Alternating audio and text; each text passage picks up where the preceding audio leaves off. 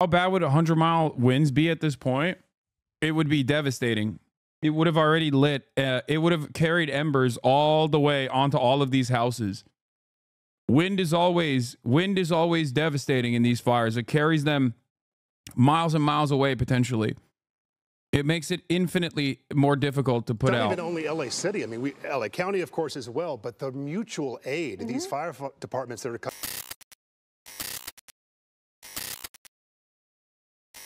not knowing where they're moving on both sides of that same hilltop, where on the one hand it's going into Brentwood, on the other hand it's going into Encino. It's pretty terrifying stuff. I know a lot of people that live on both sides of those. Parish. So let's hope that is an indication that maybe a lot of people did heed the warnings and get out. But the fact that the numbers are so far, at least, as low as they are is quite remarkable when you think about the scale and scope of these fires, and we say fires plural, that we've been dealing with in Southern California. Well, Sheriff Luna did point out that the majority of the cases that they have and seen, yeah, winds are going to pick up on Sunday, Monday again. In the deaths, that these are people who had chosen not to evacuate. So a lot of the, even the personal stories that we have heard from some people who have tragically died, their family members had seen them prior to them evacuating themselves. Oh, this is Vice. That from incarceration to firefighter. At a moment's notice, and then after all was said and done, they asked crews to go back there, and unfortunately had ended in a very tragic way. Yeah. We're looking at this picture now, which actually looks a little better. I pause a little bit because it looks good, and then all of a sudden we see another loom up again. This is a show about incarcerated firefighters? That's crazy. And, just a beautiful sight when you see that bright red. Yeah, here it's moving towards Brentwood as well. My old stomping grounds. This is into putting out the fire. We saw a lot of smoke there, and then in an instant, they're able to put out a big chunk of the flames that could be racing towards homes. And that has been the theme that we've seen in fire after fire since those initial two fires started on Tuesday in Palisades and Altadena. Initially, they couldn't fly because it was just too windy, and we saw the results of that. We also saw the lack of water on the ground that made things harder. But since then, we have seen really urgent, massive flare-ups that look incredibly threatening, and obviously this one got to property there. But we saw this in West Hills, we saw it in the Hollywood Hills, and we saw it really last night as the fire approached Mountain Gate and approached other parts of Mandeville Canyon, that they were able to stop it because of the air resources that they have. It is the most effective resources that they have, is what we've seen from the air. They can drop the most amount of water or Phos-Chek on really quickly, and they are effective, but unfortunately not for this particular homeowner here. This graphic, oh my God, ain't no way. That's a penis. This is the. That's just a penis. Santa Ana winds pick up Saturday night into Sunday morning in Southern California, but possibly a strong wind event is coming early next week as the wildfires continue. It is crazy that, like, geographically, I don't know. I mean, I guess like the way that Los Angeles is located in between all these like mountains, those sorts of winds don't end up impacting like the greater metropolitan area is wild. Like, it just literally surrounds. Is just straight up punishing the valley, punishing all the way out to the water side on like Malibu and Pacific Palisades. Things could change, of course. Oh my God, Hemet, Mama, we made it, bro. This is the worst way to be recognized. You know, this is the worst way to be recognized. What is this? You are the media now. 3:26 p.m. 1:10:25. Wait, what? I heard from my brother, a firefighter in Central Oregon, that 60 fire trucks in the state sent support to LA fires are being held up in Sacramento for emissions testing. They likely won't pass inspection and won't be able to help. What a joke. The Oregon strike teams arrived Thursday and are assigned to the Pacific Palisades fire. 11 of the teams began their assignments this AM. The teams are motivated, committed, and excited. What do you mean?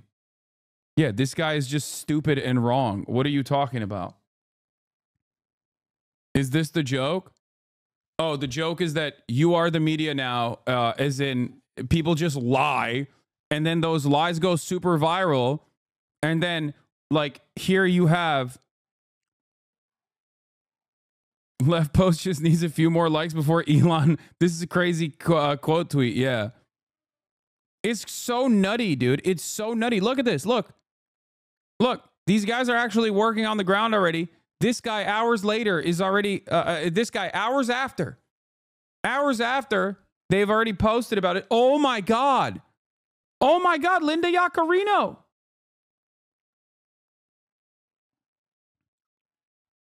Oregon sends 60 fire trucks to California. California won't let them into the state because California is unsure of emissions on the trucks. California is a joke. Get out while you can. We sent 75 fire engines. Your statement about our teams not being allowed into California is false. Our teams arrived yesterday and are working around the clock to help our neighbors. Dude, I'm telling you right now, these people they have to be doing this deliberately. They just straight up want you to not trust any real resources. I don't think this is incompetence. I think this has to be malicious, dude. It is so psychotic. It feels like we talk about TikTok, right? We talk about TikTok and how, like, the Chinese influence on TikTok is so pervasive and how this is terrifying for American national security. We have national security concerns. And it's like, but look at this. We're doing it to ourselves. We're doing it to ourselves with some of the wealthiest, most powerful individuals on the planet. Like, this is so insane, dude. How can people not recognize that this right here is terrifying? Okay? Virtually all the information that you get on Twitter about anything at this point, at least like the first 5 top performing posts, are just going to be straight up lies that right-wingers have just concocted. And now Facebook is like, yeah, we're going to fire our moderation team. Like, as though they have anything but just AI slop on there anyway, genuinely breaking the brains of all of your elderly family members, all your elderly relatives. But it is so, this has to be malicious. Yeah, finally a community note arrives on the original post hours later, after it already had a couple million views and thousands of retweets. At 48,000 likes, it gets hit with a community note. And now a deletion and retraction, which I'll give him credit for doing more than many, but rings hollow after posting his brother, an Oregon fireman, just told him the trucks were being held up and claimed this was email from the chief confirming they're stuck in emissions inspection. Good morning, all. To chief. It's my understanding that the 60 apparatus that were sent to California are sitting in Sacramento waiting to be inspected. It is sad that there's not a better process to be able to render aid to those in need. I hope that Oregon is better prepared if the situation is ever reversed.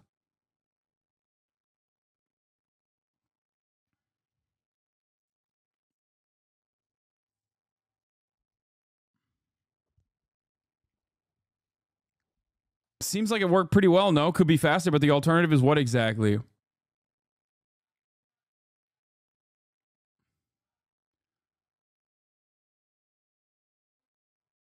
Hank Green says, I cannot overemphasize how much of you are seeing a distorted version of reality in which the world is ruled by incompetence and evil if you see everything through the lens of Elon tweets rather than actually engaging with your community. This is so devastating. It's a larger point that I'm going to be talking about with Mark Zuckerberg as well and what these billionaires are doing. But it is genuinely shocking. I'm still kind of surprised Republicans still bother with ASL interpreters at the rallies and stuff. Seems like the kind of effeminate, woke nonsense they'd have to rid themselves of.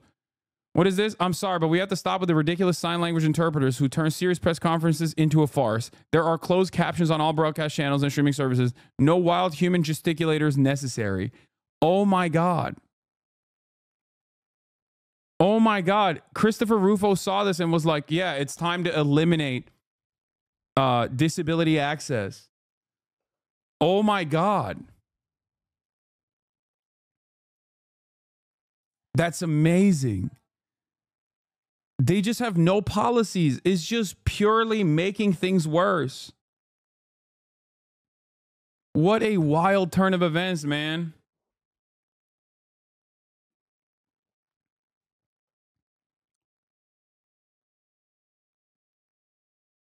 Yeah, I saw this as well. Rogan's podcast and conspiracies, and now it's just basically laundering the reputations of supervillains. Yeah, I 100% agree with this take. I've been very frustrated about this as well. I'm going to be talking about this in a little bit as well. But like, this man went from conspiracy theories that like sometimes are anti-government to basically having exclusively billionaire supervillain defense contractors, dude.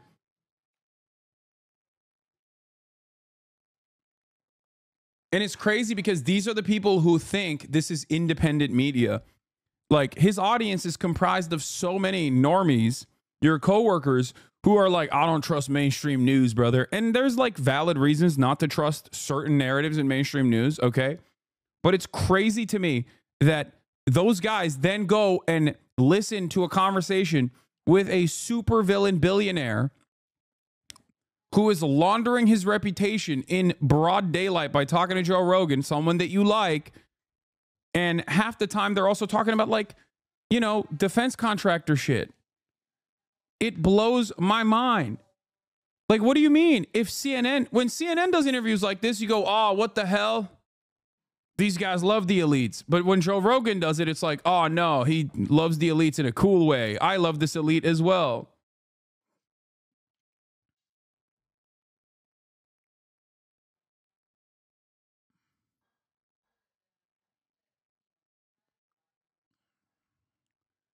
It's just so, it's so annoying. It's so annoying. It's so, everything is so broken beyond a state of repair. You know, it's just, I don't know. This has grown. Things have grown. Nothing has burned down in like a half a century. Wow. So there's so much vegetation, so much growth there. There's a lot of fuel to burn. Sam Dubin, can you hear us now? Yeah, Alex, you hear me? I can, although I heard myself too, so I don't know if there's a way to. Anyways, we were talking about. If you guys can hear me, I'm just going to start talking here. Yeah. So we're up here on Dirt Mulholland, which is a fire road up here in the Santa Monica Mountains. That right up there is just above Mandeville Canyon. That is the Nike missile site. It's a former missile site that was used in the Cold War, and now it is a park, and you have a lot of firefighters up there taking a stand. It looks like they were possibly able to protect it. And just below, down here, is Mandeville Canyon, and you can see the red from the drops these tankers have been making, and it's all white smoke right now, which is a very good thing. And then just below here is Mandeville Canyon, and where the fire currently is that is the Gardenland Fire Road. It's a fire road that goes from Mandeville Canyon, goes up to those power lines and up to Westridge, which is just up to the left here. But that's where the flame is right now. And then here is Mandeville Canyon, and you can see the homes down here in Mandeville Canyon. Looks okay right now. I don't know about the top part of it, but that is Mandeville Canyon right down there, and it looks okay at the bottom part so far. And then this is Mountain Gate up here, which is where Ed Lascos was live last night. And so far, the fire has not made its way there. There's a ton of firefighters there. And there's another trail. Let me just step back really quick. This is the Canyon Back Trail, and it's normally a very narrow trail, and the bulldozers have just come in and plowed it completely all the way to Mountain Gate. So you can see that they're taking a very, very hard stance here. More resources up here, but right before you guys... From what I understand, by the way, at least like the people I've talked to, Gavin Newsom is very bad when it comes to, you know, eviscerating the homeless. That much I will always have smoke for him for. But as far as like funding firefighting at the state level, people don't have that much anger and resentment towards Gavin Newsom, for the record. So if you're looking at the Podjohn's interview with him, like, Gavin Newsom's mismanagement is not the major story in this situation, as much as it is a local problem. as much as it is a LA specific problem. Like, I would rather have smoke for Karen Bass than Gavin Newsom on this particular subject, even though he's obviously a magnet for this kind of hatred as well, because he's such a nationally known liberal figurehead. Obviously has a tendency to go on television and put himself out there like this. But as far as like adequate funding and adequate spending on CAL FIRE and like statewide initiatives, from what I understand, he actually greatly increased the spending on you know, wildfire prevention and things of that nature at the state level. So overall, I think there are plenty of things that you can criticize Gavin Newsom for. There are plenty of things you can criticize him for, especially as it pertains to homelessness, especially as it pertains to his mighty pen that he uses specifically to veto so many initiatives that people vote for democratically, but never actually end up getting. This is not one of them. He's essentially being blamed for an uncontrollable firestorm that could have not been prevented no matter how much you fund the fire department. Yeah, I'll say it like this, and I did bring this up as well. Even with Karen Bass, like, as it pertains to the mismanagement that the LA fire department got, right? Additional management or additional funds, would it have been able to actually successfully combat this fire? I don't think so, right? Because it's such a it's a natural disaster, right? Like, it certainly would be better, okay? And there is absolutely anger and resentment that you can direct towards the local governance and the mismanagement in this process. But as far as like you know, funding initiatives and trying to figure out what went wrong here, as far as I understand, I don't think Gavin Newsom is as responsible.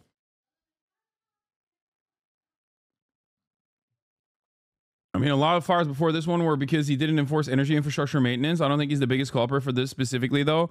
There is also truth to that, for sure. Them to get on the fire quickly. I mean, we think about the private firefighters during that first fire night on Tuesday night. There were blocks and blocks burning where there were no firefighters to be seen for hours, and that's part of the reason that this got to be as big and as bad as it was in terms of the devastation. Yeah, not having enough firefighters in this situation is partially because we just don't have enough firefighters to deal with not one, not two, but three, and sometimes even 4 wildfires at 80-mile winds, okay? But the successful way to ensure that there is at least as much prevention as possible is to have a very well-funded fire department with enough hands, with enough trained individuals. I hate you communists so much.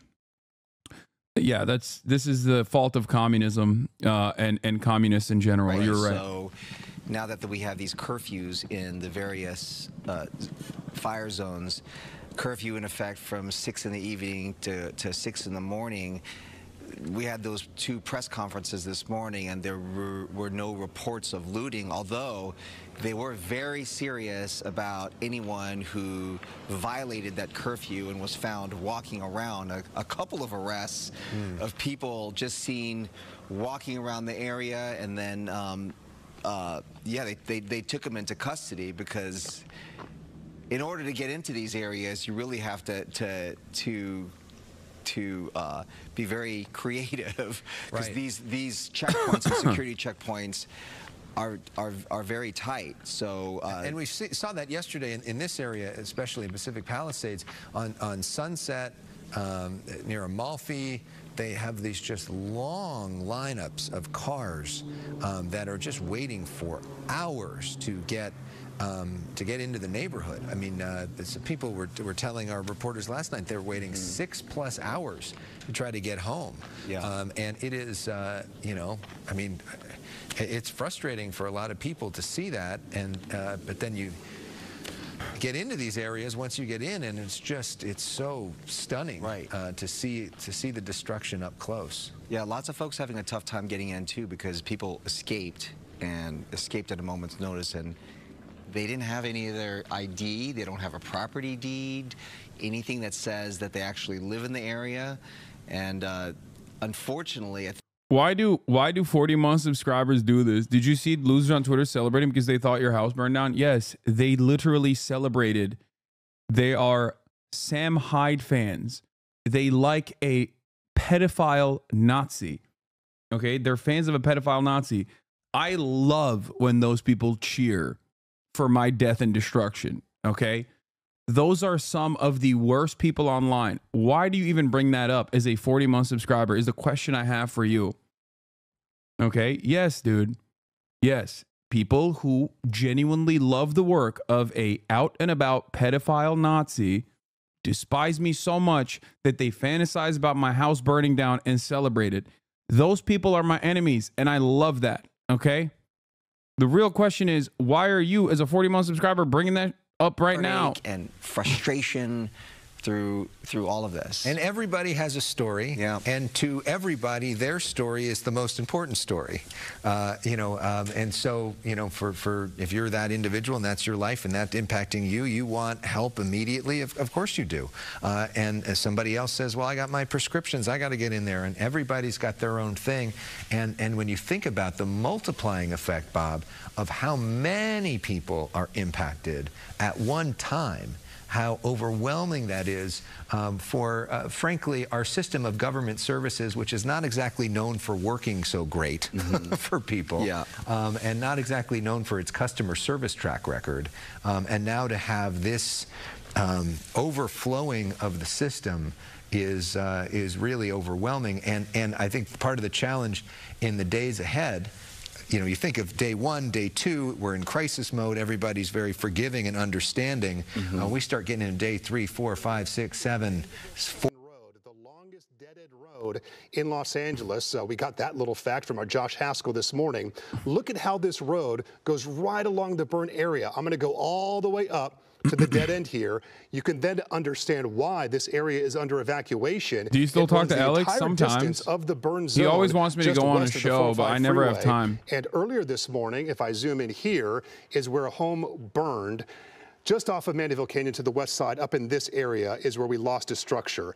All of it, again, west of the 405 freeway, west of the Mountain Gate community.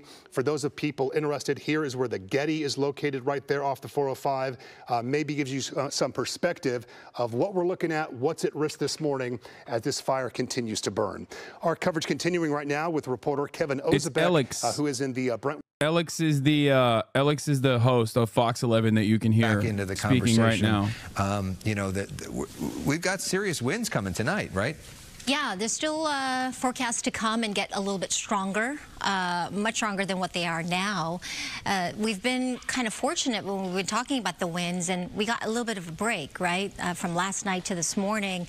Really, we've been seeing these winds nearing 10 to 20 miles an hour. Wind gusts a little bit stronger at times, and we've been talking about these pockets where the winds are a little bit stronger. And one of those pockets include that Mandeville Canyon area where things are a little bit gustier. And of course, we talk about how the fire will create its own wind and can get more erratic and get stronger in that area. But because the winds have been 20, 30, 40 mile per hour wind gusts at times, very easily one of those embers from the fires can get carried downwind, and I think that's what happened there with that home. Unfortunately, that burned in Mandeville Canyon. Looking elsewhere, just a quick pan around Orange County. Lighter winds here. We've got some of the brightly colored areas here through parts of the Inland Empire, Corona, specifically 18 to 20 miles an hour. All right, this is the Brentwood Canyon He's part. been standing there in position, ready to go, and he just decided, hey, those flames down right below, they're getting a little too close for comfort as they go up the hill, so he decided to take action, and we can see him now just dumping so much water over there, and a good sign. We love to see that white smoke, right? So just kind of interesting to see the firefight from this perspective as we are literally above it, Mark and Irene. It is very interesting to see their strategy on how they handle each individual home. I mean, earlier we were also hearing chainsaws, Kevin, and they already have the defensible space, but I'm assuming that they were trying to clear additional brush and vegetation that could have posed a threat to this home. Yes, yes, and that's kind of what they're doing here. They're looking at the brush because if you look around, even though so much has burned already and this Palisades fire has just taken acre after acre, I mean, just look to the right of those flames and where all that smoke is coming up. There's more vegetation. There is still a lot of fuel up here, so that's why this is not going to end anytime soon, and that's why this has already been such a long firefight, and why this is going to be continuing to be such a long firefight, because there is just so much brush that can still be burned. There is still just so much brush that is so vulnerable right now. And so much of it about conserving the water. The firefighter was telling us earlier, no need to waste the water if they're there, if they can control it. And look, if it burns now and they're there, that means it's not going to burn again. So and you saw that firefighter right there almost lose his footing, kind of speaks to the terrain and the conditions that they're working in. All of it is so interesting. I know when we go to a fire and you're on scene, you kind of look to the posture of the firefighters and see, you know, how are they moving? What is their concern level? And seeing these guys here, it almost makes you feel a little reassured that they're ready, they're prepared, they got their hoses, and when needed, they use them, but they're not blasting the water, which perhaps, you know, speaks to the situation, speaks to the lack of an intense wind event right now, because we know the wind is going to increase more. Kevin, that being said, have firefighters at all conveyed to you any need to leave the area, or they think you're okay? So here off of Westridge, these homes, Mark, we've not seen any residents. We've not seen any homeowners here. I think most people have already left because these flames are so close to some of their homes.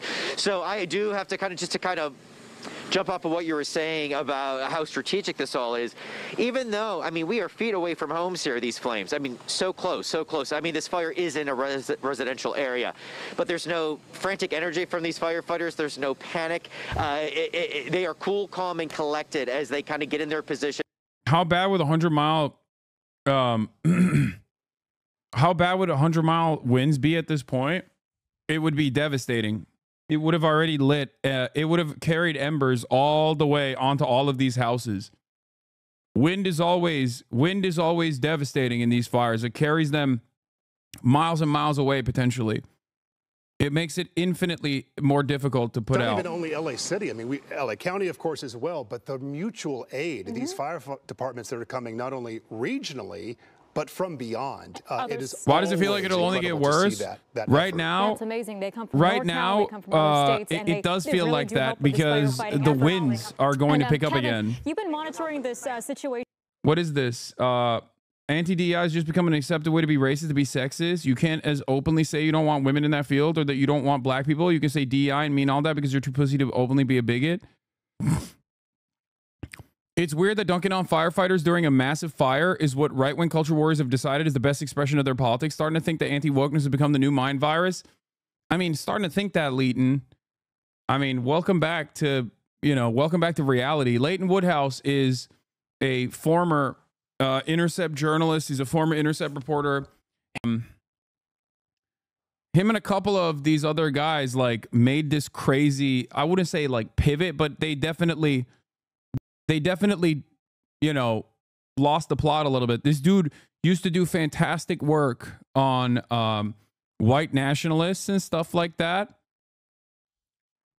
Like white nationalists and radicalization online. And then Lee Fang and him, and I've interviewed Lee as well. And Lee still does fantastic work when it comes to like corporate lobbying and whatnot. But they did kind of lose their minds a little bit on wokeness and how annoying it is and how annoying wokes are. And they kind of did that for the past 4 years. And now, I mean, they never really stopped doing good journalism in the process, which is interesting. Like they still continue to do good journalism on their own personal, the subject that they cover, their own beats. Like Lee has never stopped doing great journalism when it comes to corporate lobbying. But, you know, there are definitely a lot of there's just like a couple things that I have serious disagreements with them on. And regardless of those disagreements, I still obviously appreciate the work that they put out there. And I'm glad that Leighton is seeing that, like, yeah, the culture warriors have been brain broken for quite some time. Yes, liberals get annoying.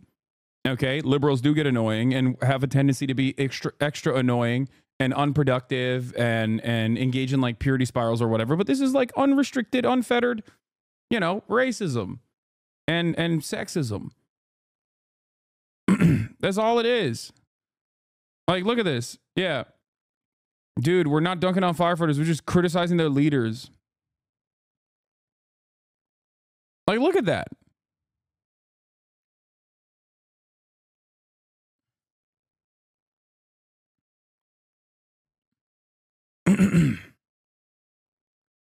Yeah, the real woke mind virus has always been right-wing nonsense. Anyway, this is something that Elon Musk just retweeted as well. We pretend to work, they pretend to pay us. Old Soviet Union phrase. Infrastructure failing as absentee staff declare more time, more money. A fire chief focused on human sexuality. A mayor luxuriating in a presidential palace in a foreign country. Symptoms of a common broken system. This is from Barry Weiss's Free Press, which of course is also multi-billionaire backed. Remember, the Free Press is Barry Weiss's institution alongside the Austin University or whatever, the University of Austin, or the fake PragerU style unaccredited institution that she created. Basically, these guys are trying to create their own quote unquote independent outlet online when they're still heavily funded by the same billionaires. It's a grift. Okay. So what are they doing? What is Free Press doing in this crisis?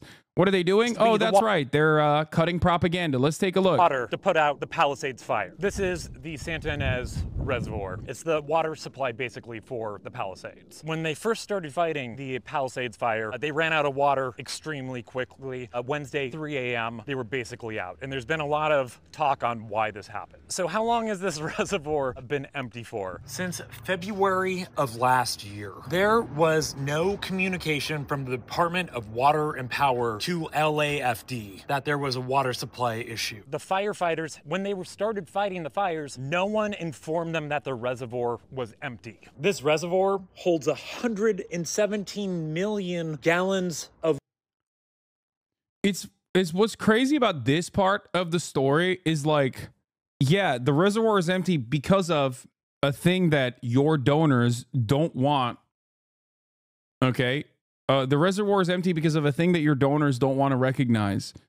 The thing that like the foreign press, the Free Press's donors don't want to recognize, which is a historically dry wet season that was supposed to bring in at least some semblance of rain, but it never did. Water. The fire department was using water. And I'm not even entirely certain that like the fire hydrant water is coming from this reservoir anyway. Supply from 3 backup tanks, each one only holding 1 million gallons of water. They say it's closed for maintenance to repair the lid that's on top of it. I don't know a lot about reservoir maintenance, but there's literally no... Wait, what do you mean you don't know a lot about reservoir maintenance? So why are you covering this story? So all you did was just drive over to the reservoir and just show that it's like dumped out? You're not doing journalism then. Investigate, man. Figure it out. Like, this doesn't actually end up informing me at all. It ends up deluding people further. Construction materials or vehicles anywhere in sight. Also, with a reservoir like this, you can refill it or start to refill it. So another question is, if they saw the Santa Ana winds were coming and we have this remarkably dry wet season, why was there no attempt to start refilling it back up? I know I threw a lot out there, but I think we need... Okay, these are great questions. If you are a real journalist, your job is to either A, go to Gavin Newsom's office and direct Gavin Newsom with these questions, or B, go to people that work in water management, either in the state of California or outside of the state of California, and direct these questions at knowledgeable people to find out what the answer is, rather than leaving it as a question in your commentary where the initial hypothesis is that there's mismanagement about. I don't really understand it, but I'm simply asking questions. Like, you're not a journalist if you do this. You are supposed to not leave these questions. The point of journalism is not to just go, oh, I'm just curious. It's to actually, you know, appease the curiosity that people have. It's to actually go and ask the people who are in positions of power those exact same questions. It's to do some kind of research ahead of time so that when they actually respond to you, you can figure out the inconsistencies in their answers and direct secondary questions. That's what journalism is supposed to be. Can you imagine the adage, the old adage of journalism is a journalist's duty is not to hear from one party that it is raining outside and another party that it's not raining outside, and then just write it as though these both sides are saying, you know, different things about the rain. A journalist's duty is to open the window and look outside if it's raining or not. Okay?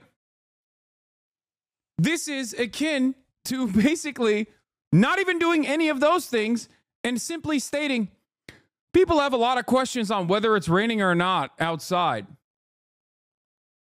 I have those questions as well.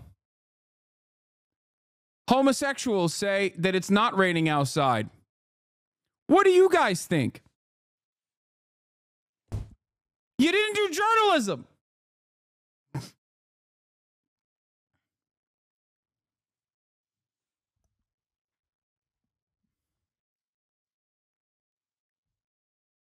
It's so frustrating. And these guys also masquerade as though they're like a reputable news outlet that has some semblance of independence as well, because they're online. Yeah, independent media, by the way. Uber also plans to host an inauguration party in Washington with Elon Musk's ex-social media firm and the Free Press, a media company. OpenAI, Meta, Uber CEOs attend Trump's inauguration events. And the Free Press is also going to be there as well. They're throwing parties. I wonder how that works for their supposed independent status. What a day to be alive for truth telling. Southern California, as we all experience this together. We know so many tens of thousands of people are under evacuation orders. They are watching this, desperate for information about what is happening to their home. The good news, if you live in this particular neighborhood, is firefighters have made a lot of progress in the last couple hours using. Can ocean waters used to be fight fires? Just a question. I know the corrosive a long time, but if there's an emergency, yes, and they do use ocean water. The problem with ocean water is that it ends up drying the land even further, so it's a much larger fire risk down the line. It also has the capacity to corrode the fire engines, like the people that are down there that are fighting the fires. It's literally a last resort, which is why it's still devastating, but people have been using that right now. Corrosiveness isn't the bad part. It's salting the earth. I already said that. It's salting the earth, which ends up creating drier vegetation, more fuel down the line. But outside of that, it also is corrosive to everything that's down there, including but not limited to the equipment that's down there. It's a massive issue. It's a massive issue, but it's a last ditch resort.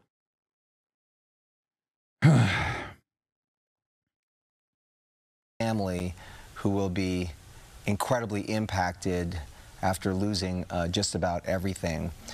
These flames continue to burn, and this is in large part because of the dense fuel. Gotta love it when Chad does your job, Lamau. What do you mean? I've repeated this over and over again. Michael Moore is the absolute GOAT. Yeah, okay. Let's let's dial this back for a second, and let's take a look at material, something infinitely more consequential for a lot of people. Things that remind them of their loved ones, you know, that are no longer with them, like all of these cherished possessions. it's you know, it's genuinely devastating. People don't realize that after the fire's over, there's a grueling, awful process that takes years sometimes to get these houses rebuilt. Yeah, just verifying who owns what is a whole nightmare, and then insurance companies come in before you're allowed to even go into the homes. That's just the start. Yes, there's also opportunists at every step. There are opportunists that have already started the real looting process, okay? People who are, one, trying to immediately offer cash for the existing lots in people's weakest moments, okay? That's number one. Number two, you have price gougers in the rental market. Come February 1st, this is going to be a gigantic problem in Los Angeles.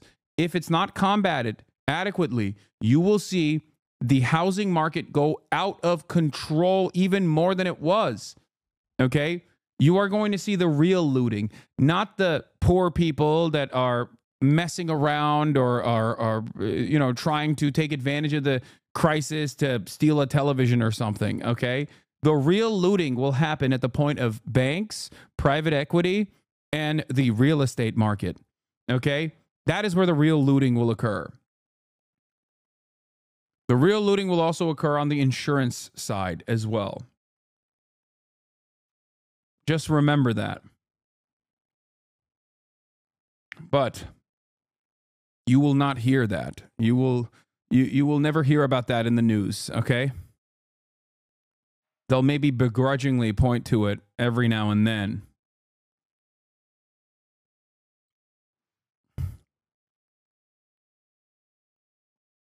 And it's already started, especially because the Pacific Palisades is like a relatively well-off neighborhood. A lot of the surrounding areas that have homes intact, single-family homes intact, are putting up rental properties that are double the already inflated rental market prices. If a single-family home for like 6 people to 8 people is going for $10,000 a month normally, which is already insanely inflated, right? Now it's going for $30,000 a month.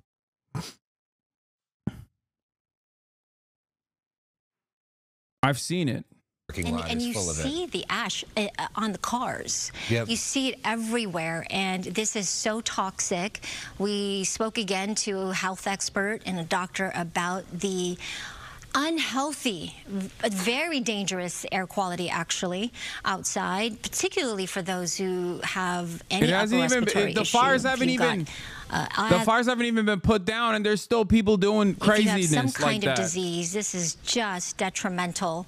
And if you don't, this can certainly cause those kinds of things. So we encourage you to limit your activity outside. Just get in your car and go and get to where you need to go. I had a call from my son's coach about basketball practice, and I said, no, absolutely not.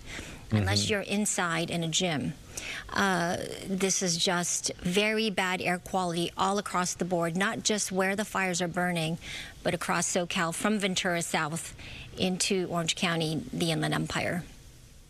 I heard you talk about the most destructive and the cost. I looked up these numbers here. Camp Fire is where we go, right, with the #1 deadliest, costliest fire in the state of California. And that burned, over 18 structures, almost 20,000 structures. Eaton Fire is the second one with 7,000 structures right now. Tubbs Fire in 2017, you might remember that. Palisades now, I added the 1 because we saw with our very own eyes as it burned that home. Yep. So over 5,000 structures, but some preliminary estimates, which, by the way, the Camp Fire, they've been talking about maybe $12.5 billion. Yeah, and that's Paradise for people that may be more familiar with that town of Paradise that was basically wiped off the map in that moment. So many, hundreds of people died in that fire. They've adjusted for inflation to something like $12.5 billion.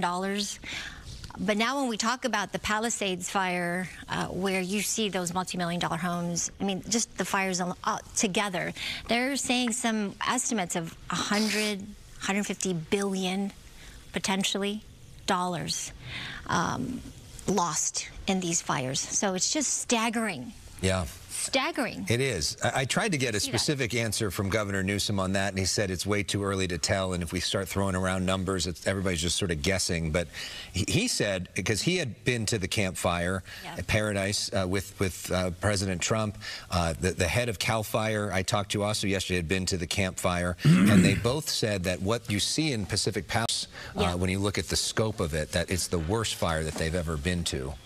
Wow.